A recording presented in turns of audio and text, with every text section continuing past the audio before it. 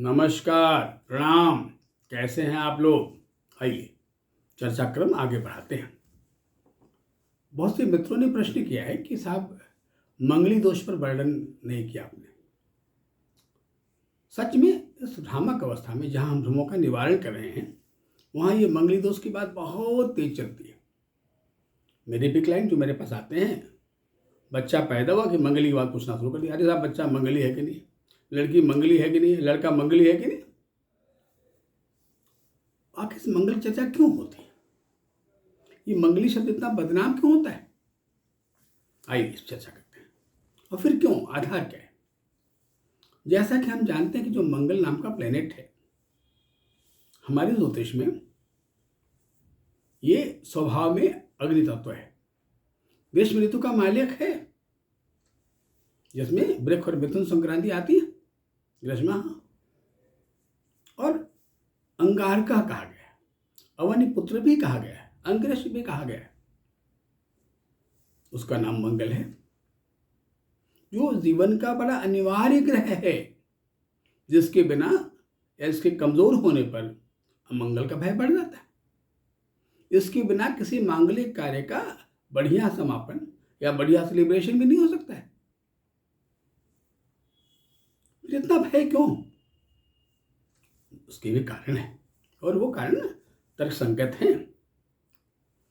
चूंकि मंगल अंगिरस है, अंगारका है और ग्रीष्म का मालिक है। जानते ग्रीष्म माने सुखा देने वाला। ये गर्मी की ऋतु आती है, जेठ आषाढ़ का महीना आता है, सारी नदियां तालाब पोखरे सूख जाते, बड़ा ड्राइनेस बढ़ जाती।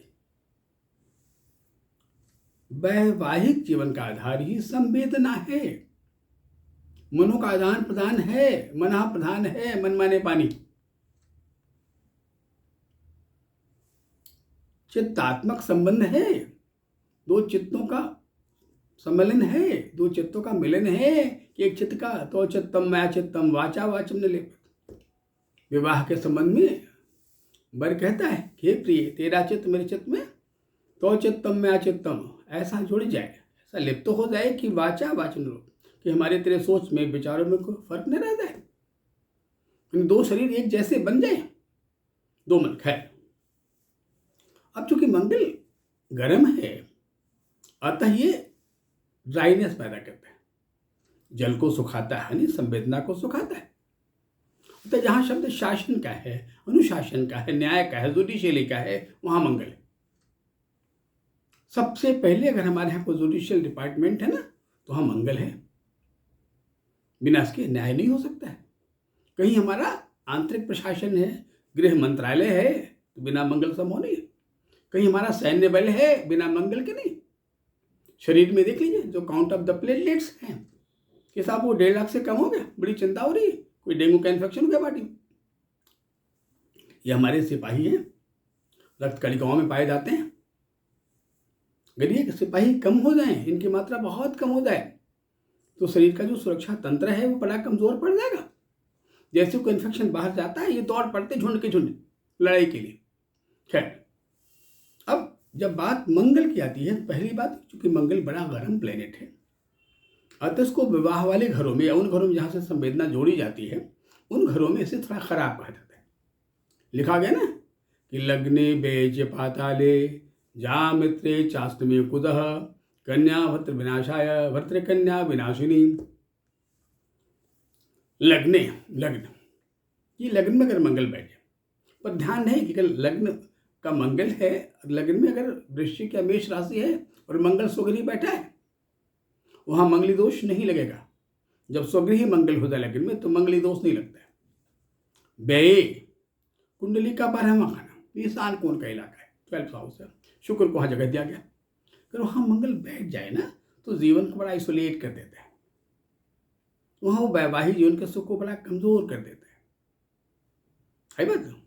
या मन में ऐसे मानसिक विकृतियां उत्पन्न करता है, जैसे वैवाहिक जीवन का जो रसपूर्ण अवस्था बड़ा निष्फल, बड़ा निस्तेज होता है, रसहीन होता है। तो मंगल का वहां होना अच्छा नहीं पाया जाता है। अब किन राशियों में है, किस ऋतु का, वो अलग विषय है। लग्ने बे पाताले, ये पाताल कहाँ है भाई? कार्य चौथा खाना भाई, हमारा उधर हमारा घर, हमारा आंतरिक घर, शरीर का आंतरिक घर हमारा उधर है, और जीवन का घर जहाँ हम घर बनाते हैं, बसते हैं, परिवार से रहते हैं, घर, वहाँ मंगल हो जाए तो गड़बड़ भैया, हाइपर एसिडिटी, जठराग्नि हो जाएगा।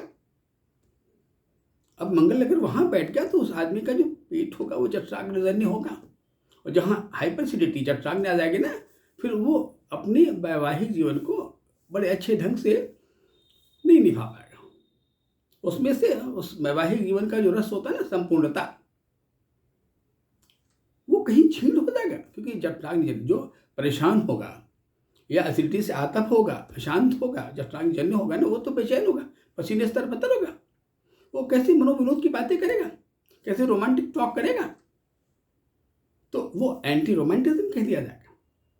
और वो मंगल अगर यहाँ मजबूत हो जाए तो बीमारियां पैदा करता है, चाहे वो पित्ताशय की पथरी हो जाए, कोई इन्फेक्शन हो जाए, सही बात है, तरह तरह बीमारियां पैदा करता है। तो मंगल चौथे खाने में अच्छा नहीं होता। अब किस राशि का है वो बाद में बताएंगे।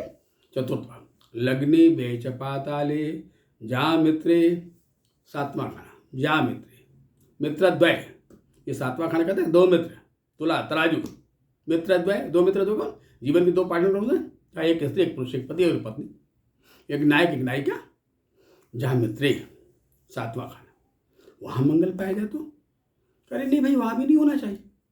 मंगल बड़ा कर्म है। अगर हमारे विवाह का जो घर होगा, वर वधू का जो घर होगा ना, उसमें हाई वोल्टेज बल्ब लगा दिए जाए तो एंजॉय कर पाएंगे जीवन में। अरे आनंद तो गायब हो जाएगा, तो सुख ड्राई कर देगा लाइफ को, रसविहीन बना देगा, वहाँ भी मंगल अच्छा नहीं। अष्टमे, अष्टम भाव, अष्टम में मंगल पाया जाए। अष्टम भाव क्या है?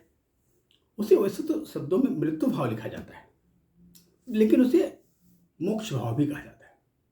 मोक्ष या मृत्यु का मतलब सीधे मृत्यु ही नहीं होती भाई, इसे उन्मुक्त भाव भी कहते हैं। मैंने तो व्याख्या में कहा था ना कि हम रोज ही मरते हैं, हम रोज ही आत्ममृत्यु के शिकार होते हैं। अगर अच्छी निद्रा आ जाए, सो जाए गहरी निद्रा में, सवेरे निद्रा, तो लगता है साहब एक मृत्यु आई, खत्म हो गई, फिर एक नया जीवन शुरू हो गया, सवेरा उठा बड़ा फ्रेश मूड। इन घरों में मंगल की कुंडली मंगली कही जाती है। अब इसका विश्लेषण कैसे करें? जब विश्लेषण करना होता है तो उसकी चार प्रकार है। लग्न से गिनती करते हैं, फिर चंद्रमा राशि जहां हो वहां से गिनती करते हैं, लग्न से, चंद्रमा से, और वैवाहिक जीवन का आधारभूत प्लेनेट का नाम शुक्र है, चित्ताधिपति, चित्त का मालिक है। बिना शुक्र के वैवाहिक जीवन सुखमय हो ही नहीं सकता, बल्कि जीवन के अन्य उपभोग और सुखों का मालिक शुक्र है। शुक्र से गिनो, शुक्र से मंगल का संबंध क्या? अगर शुक्र मंगल एक साथ पाए जाए तो उसकी पत्नी हमेशा बीमारी रहेगी, उसका पति हमेशा बीमारी रहेगा। शुक्र से और सप्तमेश से, जो सप्तम भाव है ना, या मित्र भाव, विवाह भाव, उस भाव से, इन चार प्रकार से ऐसी ही गिनती करते हैं। 1, 4, 7, 8, 12 इनसे गिनती करते हैं, और हम मंगल का निरूपण करते हैं कि मंगल कितना कमजोर है, कितना बलवान है, बलिष्ठ।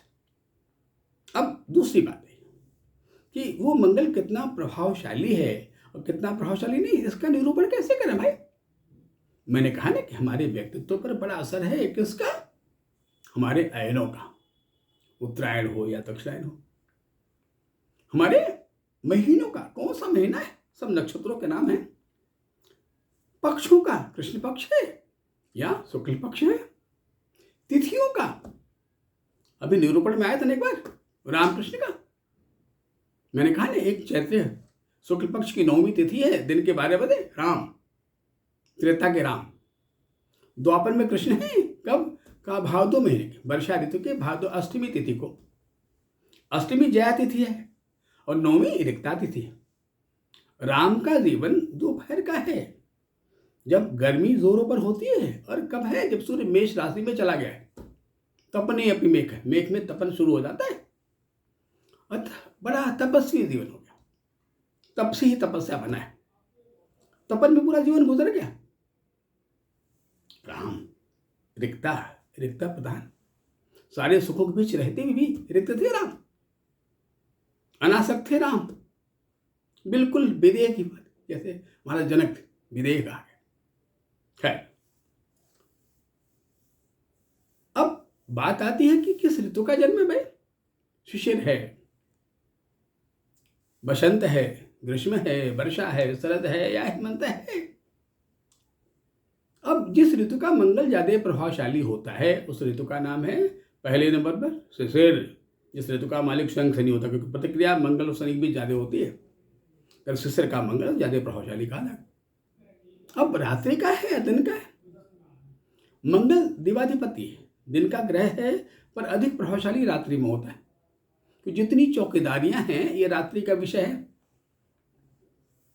अच्छे चौकीदार दिन के अपेक्षा रात में ज्यादा कॉन्शियस रहते हैं। रात में चौकीदारियों को और तेज कर दी जाती है, जो अंधेरों में अटैक बढ़ जाते हैं ना चोरों का, यही बात समझे, या हमारे सुरक्षा को भेदन करने वालों का। अंधेरा कोना रात्रि को खोलते भाई, वो निशाचर तेज होते, निशाचर रात्रि में चरण आचरण करने वाले। रात्रि का तो मंगल ज्यादा प्रभावशाली होता है। अब सेकंड नंबर पर, पहले कहा शिशिर का मंगल हो तो बड़ा प्रभावशाली होता है। अब सेकंड किसका है? कहा ग्रीष्म। हाँ, शिशिर और ग्रीष्म का अगर मंगल हो तो बड़ा प्रभावशाली होता है। वहां में तो बहुत ध्यान देना कि किस ऋतु का जन्म है। हाँ, वहां भी अगर स्वगृही मंगल है, अपने घर का स्वगृही है, तो मंगल का दोष बहुत कमजोर हो जाएगा। सेकंड वाले पार्ट में किन ऋतु में बड़ा कमजोर होता है भाई, इसकी बातें कर लिया था ना। कहा दो ऋतु में बड़ा कमजोर होता है। कहा तो वर्षा ऋतु में वर्षा का मंगल बड़ा कमजोर होता है, क्योंकि तो जल प्रधान पानी प्रधान वर्षा नाम है उसका भाई। और पानी मंगल का विरोधी और मंगल पानी का, अग्नि जल का विरोधी, जल पानी का विरोधी, कंपोनेंट भी लेकिन विरोधी है। एक सुखा देता है, एक बिल्कुल भर देता है। गर्मी आया सब सूख गया, वर्षा आता है लबालब भर गया भाई, वर्षा ऋतु आ गई। अब वर्षा का मंगल और हेमंत का मंगल, इन दो ऋतुओं में मंगल कमजोर होता है। जो हेमंत में रातें बहुत बड़ी शगन होती हैं, उस ऋतु का मालिक स्वयं बृहस्पति होता है।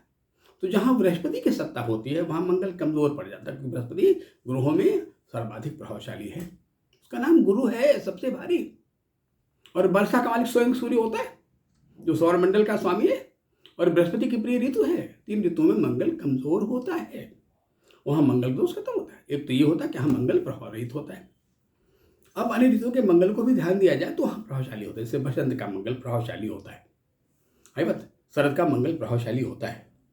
खैर, अब मंगल के दोष के संबंध के और कौन कौन से मार्ग हैं भाई?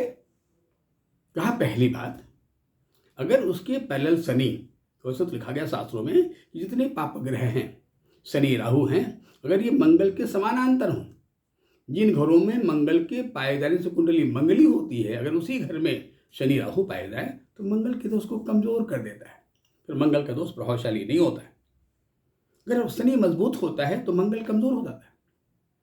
अगर दोनों पैरेलल है तब भी मंगल कमजोर होगा, फिर वहां मंगल का दोष नहीं लगेगा। दूसरे प्रश्न की कुंडली किसकी है, पुरुष की या स्त्री की? मंगल एक पुरुष प्रधान ग्रह है।